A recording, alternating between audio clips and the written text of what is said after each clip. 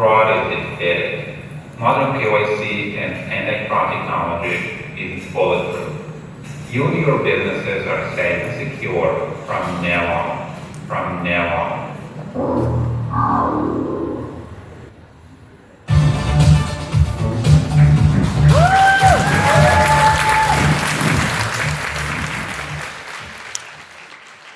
I wish I could start this event with great news, but what you just saw was a deepfake, still in my stage. I'm the real Peter, and this deepfake of me was created in minutes.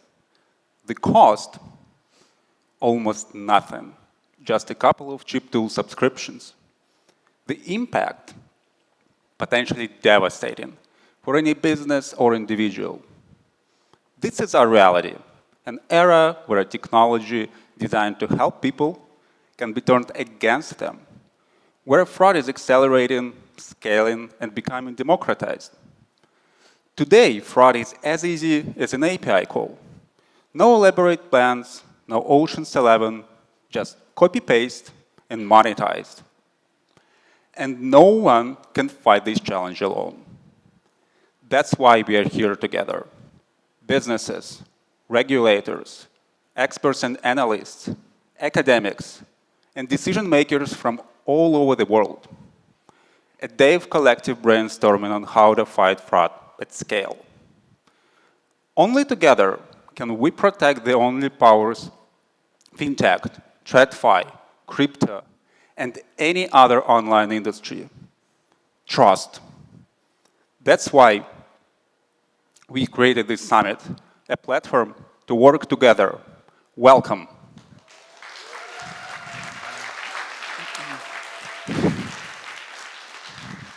It's no coincidence that we chose to hold this summit here first. APAC is the epicenter of digital transformation. The numbers say it all. 2.9 billion people are online here in APAC, meaning this region alone accounts for over 50% of the world's internet users. This region is a home to almost 5,900 fintech companies as of 2024, nearly 20% of all fintech startups worldwide, with fintech growing here at 24% every year. And digital payments, they are growing here too, with 1.2 trillion non-cash transactions expected by 2027. But with growth comes risk. Our internal fraud data paints a stark picture. Fraud rate in 2025 jumped 116% in fintech across APAC. Deepfake fraud is skyrocketing, 158% growth only in Singapore, and 69% of businesses in APAC have fallen victim to fraud in 2025. And then also there are region-specific threats. Scam factories, fraud rings, networks of money mules. In 2024, 7 of the world's top 10 markets for fraud networks were concentrated right here in APAC. Also, our survey showed that 1 in 4 individuals in APAC markets have been personally targeted for mule activity. What does it tell us? When a region leads, it also faces the hardest challenges first. But it also becomes the place where solutions are forged. Solutions that the rest of the world will follow. And we know this well, because in many ways we grew alongside you. This year, Sumsub turned 10, and I can't help but look back. Our first global client came from South Korea in 2017, right in the middle of crypto boom. Honestly, the timing was perfect. Dozens of crypto projects were launching every day. And compliance was often left to the very last moment with processes still manual. That's when we realized if we don't change the way how users are verified, we'll never keep up.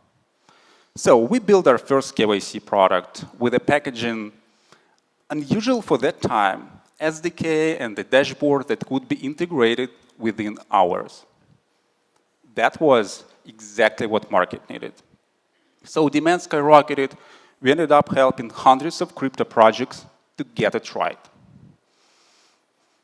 That gave us two things: a global knowledge base covering all the document types, and an ability to handle massive traffic spikes.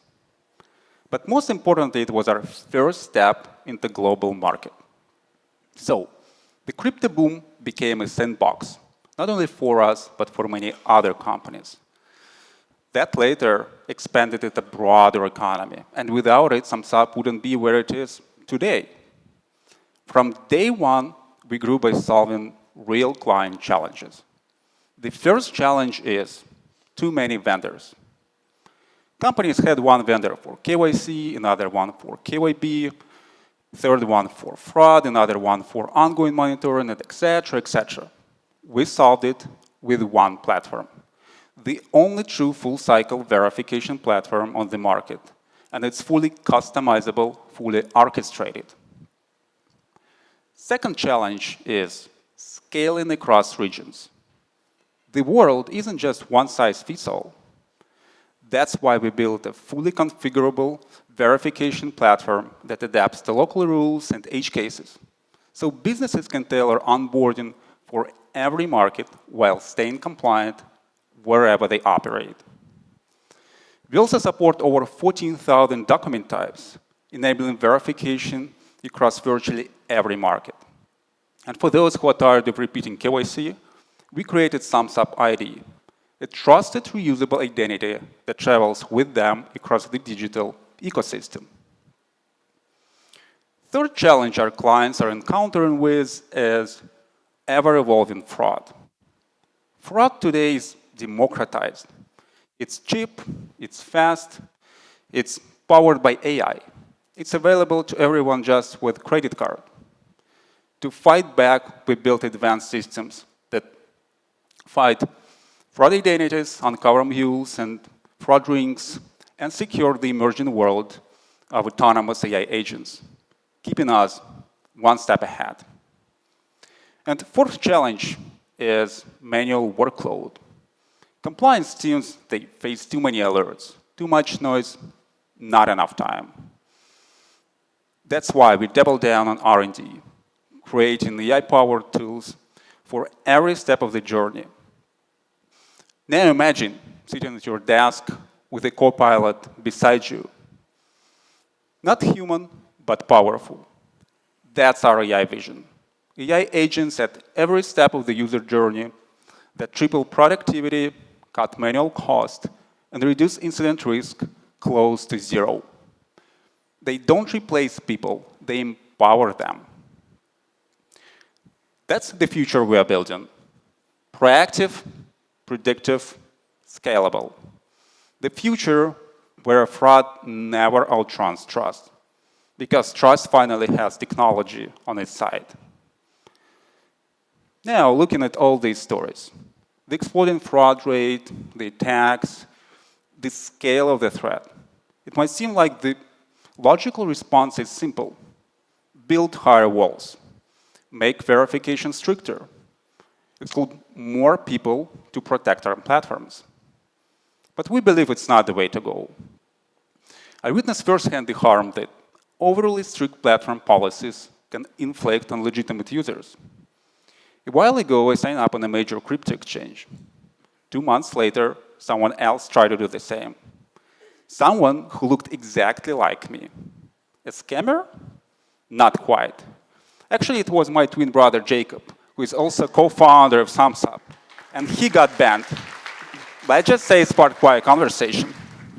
Hi, everyone. Yes, guilty of looking like Peter.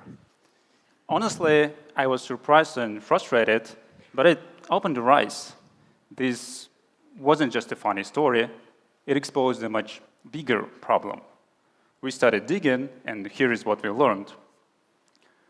Right now, more than 627 million honest people are locked out of the digital economy. And that's not because of fraud. That's because the systems fail them. Some people bring perfectly valid documents, but in formats and alphabets the system can't read. Others have changed in appearance after illness, transition, or an accident, and suddenly they don't match their own records.